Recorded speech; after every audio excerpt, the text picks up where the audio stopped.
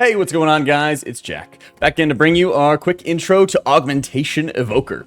This spec is giving massive buffs to allies, and while it's the first spec of its kind to be lumped into, let's say, support, it's important to talk about what kind of support that is, because it's taking the role of a damage dealer. Augmentation is not going to throw any healers out of work. And so in this video, we're going to talk about its strengths, what it brings to the table, and get a bit of an introduction to how the rotation is going to be working.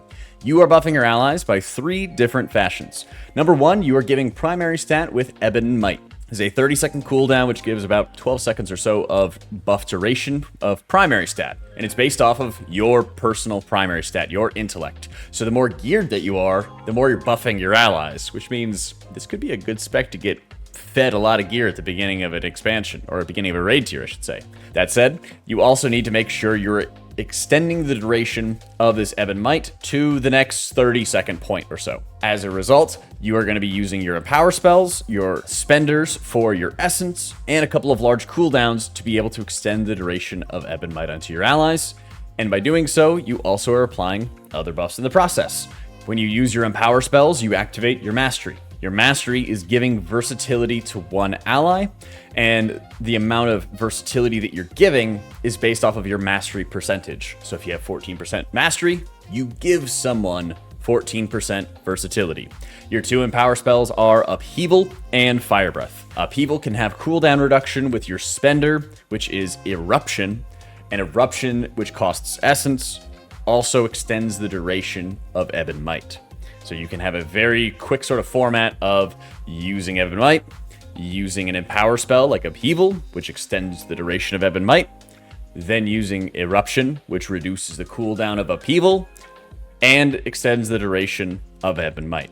And so you have your builder spender, more or less, where you are generating essence through things like Living Flame, spending it on Eruption to extend the duration of Ebon Might on yourself and 4 allies. These allies are preferring damage dealers, and they are proximity based. And when it comes to your empower spells, they're also proximity based and damage dealers. But you can work on funneling these buffs into allies through your final buff, which is Prescience. This is a 3% crit buff, and it also replicates some of the damage or healing spells that are placed on an ally. If you're not targeting anybody, it'll automatically prefer a damage dealer, but you can also focus and specifically mark who you'd like to give this buff to.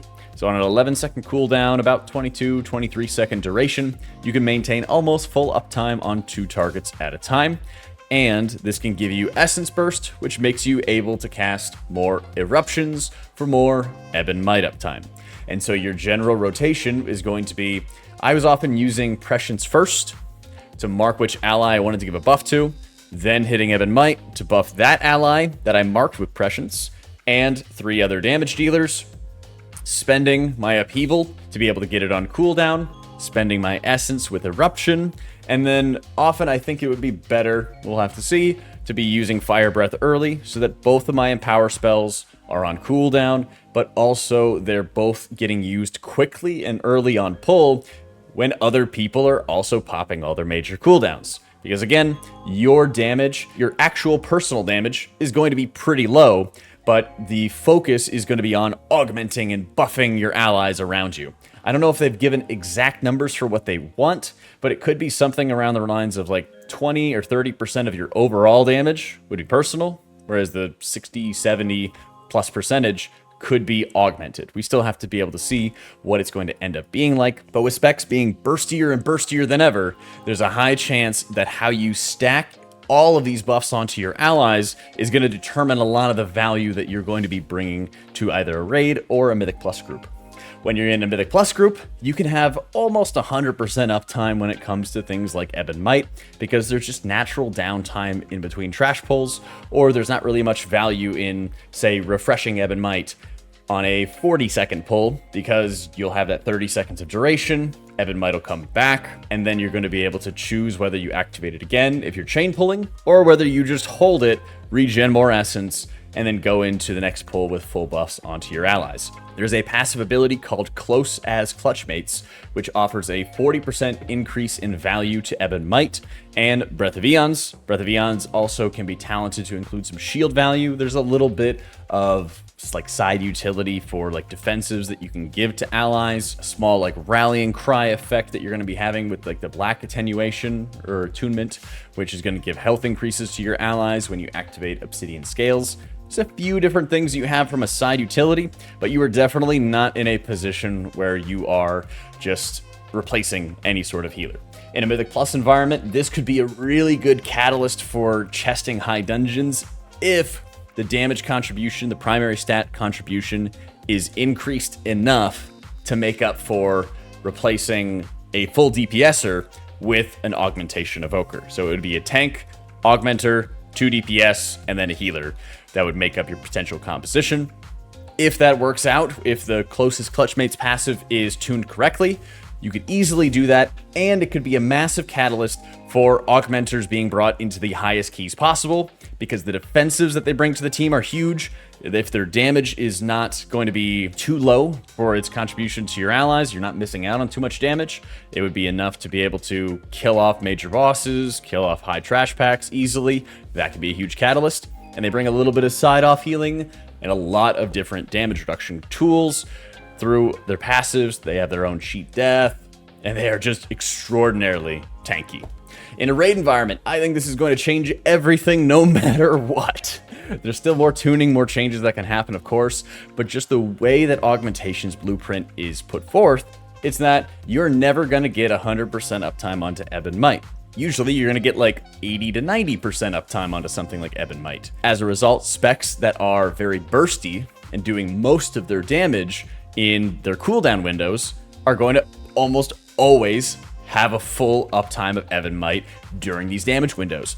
And you can stack Prescience, which is critical strike, and your versatility buff, which is going to give preference to your Prescience target, by making sure that the burstiest specs in the game have all of the crit, verse, and primary stat they possibly can have. And I'm sure Sims, raid bots, and all these things are already at work finding out who benefits the most from these, which could also make it so that certain specs in the game are way more valued than others, potentially pushing out certain damage dealers because they don't benefit enough from certain secondary stats, which is a horrifying idea. But just naturally, as you're going to see the World First guilds, the specs that they choose in the game trickle down into the general population. I think that's absolutely possible to be able to see going forward when Augmentation gets released, because there's also a pretty decent chance that Augmentation is going to be extremely highly tuned when it comes out. As a decent example, if you look at the damage profiles of like an Unholy DK versus the damage profiles of a Rogue, where a Rogue may have very steady damage regardless of its cooldowns, and then an Unholy DK is incredibly bursty. Absent the idea, without even thinking about the benefit of primary stat, crit, or verse for each of these individual specs, if you're guaranteeing 100% uptime with something like Augmentation Evoker during a cooldown window that lasts 30 to 40 seconds, and you're getting 80, 85% uptime or something like that, maybe a little more, for a spec that's constantly dealing damage, it's just naturally going to benefit the burstier spec that's in the game. As a result, it could start pushing away certain DPS specs that are not benefiting enough from the Augmentation Evoker.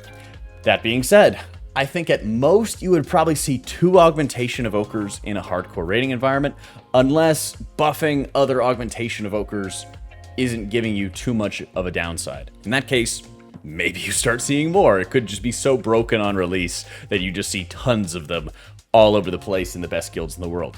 But I think in a more balanced environment, I think you would very likely just see 2 of the Augmentation Evokers in hardcore raiding, and what you're able to do is have your Augmentation Evoker hover into melee range onto a stacked marker before everybody pops cooldowns, cast Ebb and Might in there, buff 4 nearby melee players, and then hoof it out or wing it out to range once again to be able to be in the proper position for mechanics or whatever is needed, and then be maintaining that duration of buffs onto the melee players while you're sitting out casting it ranged.